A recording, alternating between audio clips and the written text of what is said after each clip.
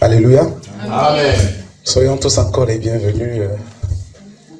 Merci encore d'être là, de se rassembler encore aujourd'hui, comme on le fait fréquemment. C'est toujours une grande joie d'avoir ce partage, cette communion fraternelle entre nous. Et le Seigneur n'en demande pas plus. Tout ce qu'il demande, c'est que nous soyons unis. Et afin que son nom soit glorifié. Je n'ai pas une grande chose à partager aujourd'hui. C'est juste une petite méditation que le Père vient juste de me donner à l'instant. Pour que chacun puisse s'interroger. Le Seigneur demandait quel prix tu peux payer pour la vie qu'il t'a donnée. Quel prix tu peux payer, tu es prêt à payer pour la vie qu'il t'a donnée. Et quand on parle de vie ici, c'est pas seulement je suis vivant, c'est tout ce qui va avec. Je suis en santé, j'ai un travail, j'ai un toit, j'ai des enfants, tout se passe bien. Mais qu'est-ce que tu es prêt à donner au Seigneur pour ça? Ton argent? Non, l'argent c'est lui là, ça, il a dépassé l'argent. Les voitures? Ah non, ça, il est passé à côté. Qu'est-ce que tu es prêt à lui donner? Le Seigneur m'interpellait là tout de suite, il disait que la vie qu'il nous a donnée, c'est pas simplement pour qu'on la prenne, on la préserve jusqu'à la mort. Non, c'est un peu comme une semence qu'on doit préserver pour la vie éternelle, il dit. Amen. Le tout, ce n'est pas de vivre ce que nous vivons là maintenant. Ça, c'est pas suffisant. Nous avons trop limité notre Dieu à pouvoir faire des petites choses, alors que nous avons un Dieu qui est infini. Amen. Il nous a donné cette vie pour qu'on la préserve jusqu'à l'éternité, qu'elle ne s'arrête jamais. Amen. Et je parle bien de physiquement et non simplement en esprit. Non seulement après la résurrection. Non. C'est physiquement là. Quel prix tu es prêt à payer pour avoir cette vie éternelle?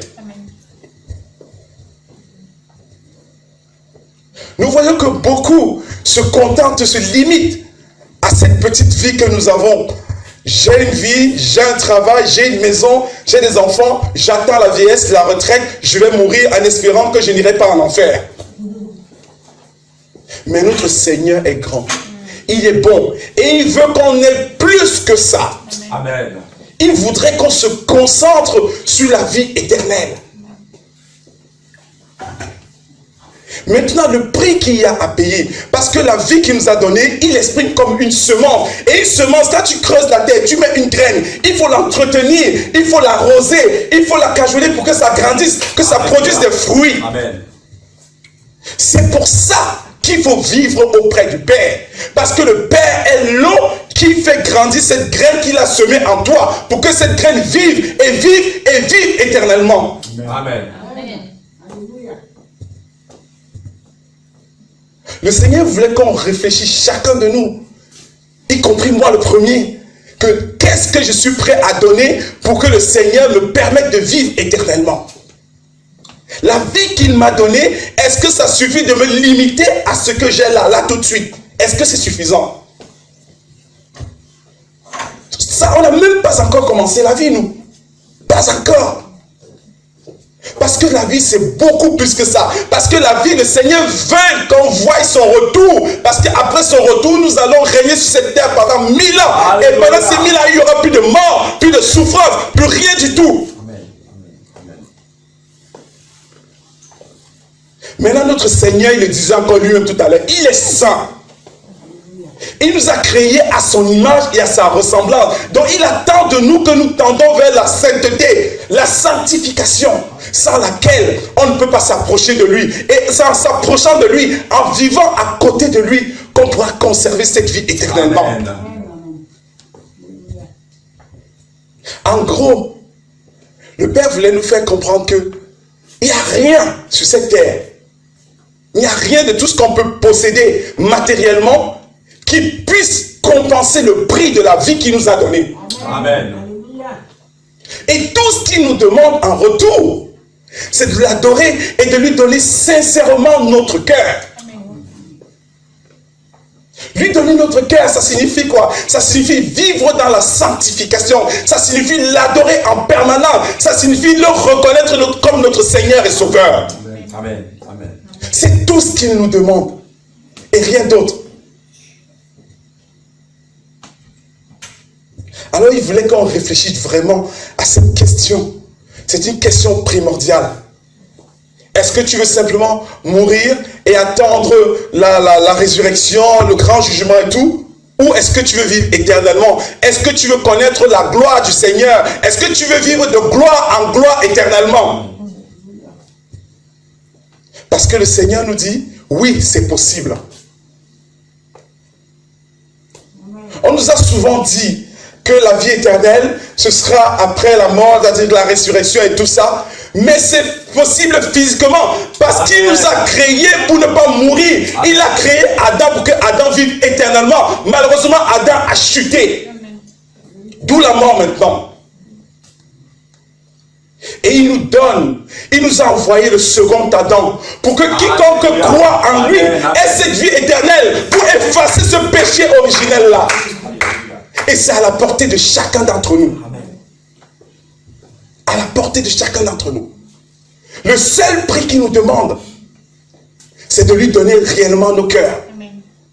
Et donner son cœur au Seigneur, c'est de suivre ses commandements, c'est d'avoir de l'amour, c'est de partager la paix, c'est de vivre dans la sanctification, de ne pas être dans le mélange, d'éviter d'être un pied ici, un pied là-bas. Non, de se donner totalement à lui. Parce qu'une fois que tu décides de vivre dans la sanctification, toutes les choses qui te semblent difficiles, dans le Seigneur, ça devient très très facile. Il a dit, prenez mon joug, il est léger.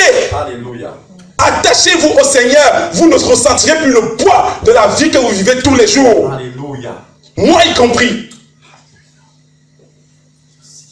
Parce que les situations que nous vivons tous les jours sont comme un poids que nous portons, que nous traînons. C'est difficile. On a peur d'ouvrir la boîte aux lettres parce qu'on a peur du courrier qui va arriver. On a peur des factures. On a peur de ci ou de ça. Le Seigneur te dit, il me dit, si tu portes son joug, tout ça sera effacé. Amen. Tu ne seras plus un poids. Tu retrouveras la paix du Seigneur. Amen. Amen. Et ça commence par là. C'est le prix qu'il nous demande pour la vie qu'il nous a donnée. Et c'est le prix qu'il demande pour que cette vie-là, on la conserve. Il ne nous l'a pas donnée juste pour s'en servir. Non, il faut la fructifier. Il faut la multiplier. Qu'elle soit une vie en abondance. Amen. Une vie en abondance, ça veut dire qu'il ne s'arrête jamais. Amen. Amen. Et cette abondance de la vie, c'est en lui qu'on le retrouvera. En notre Seigneur Jésus-Christ, qui est notre Seigneur et Sauveur. Alléluia. Nous avons beaucoup de chrétiens, nous avons perdu ce point de vue. C'est-à-dire que pour nous, on veut vivre la vie du Seigneur et s'attendre à la mort vieillir. Non, c'est parce que le Seigneur veut de nous. Il veut plus que ça de nous. Alléluia.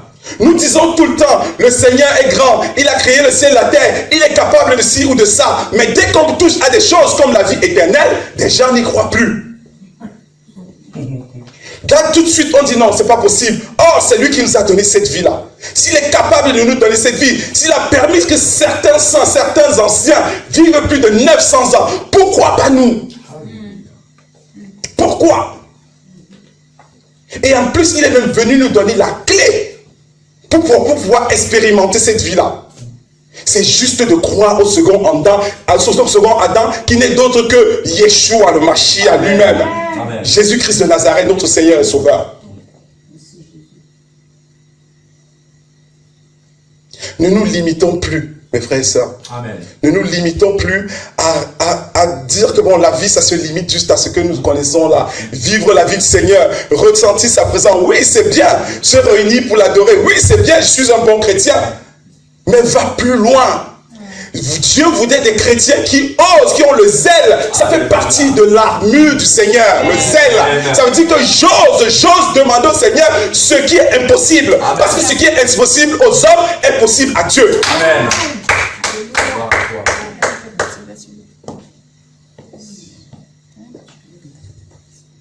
Donc, osons. Ayons ce zèle. Restons dans la parole. Restons dans l'eau de vie, parce qu'il est l'eau de vie. Nous sommes une graine. Il a mis cette graine en nous. Et cette graine a besoin d'eau pour grandir, pour évoluer, pour produire des fruits. Amen. Et ce n'est qu'en lui qu'on aura cette eau. Alléluia.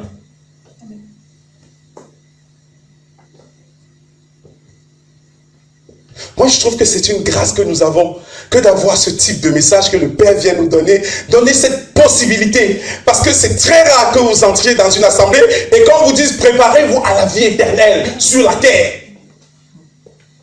Quand vous avez de la chance, on vous préparera simplement au retour même du Seigneur, quand vous avez de la chance. Quand vous avez de la chance, on vous parlera même du salut de votre âme. Sinon, ce sera simplement la musique, l'argent, l'amusement. Voilà, on dit que tu payes de l'argent, la dîme, tu seras béni. Voilà ce que vous allez rencontrer ailleurs.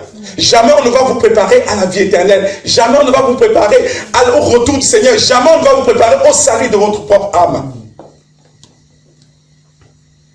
C'est une grâce que nous avons que d'avoir ce type de message. Amen.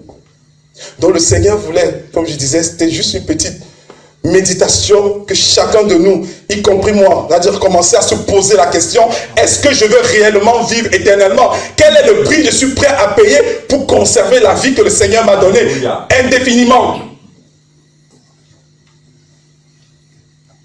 Ce n'est pas impossible. Ce n'est pas impossible. Il a bravé la mort. Amen.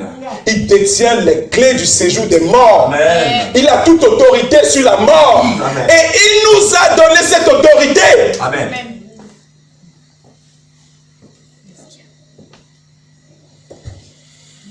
Ne doutons plus. Ne doutons plus de quoi notre Seigneur est capable. Il est capable de beaucoup. Et de tout même. Rien ne lui est impossible. Alléluia. Restons abondamment fortifiés, que le nom du Seigneur soit glorifié. Amen.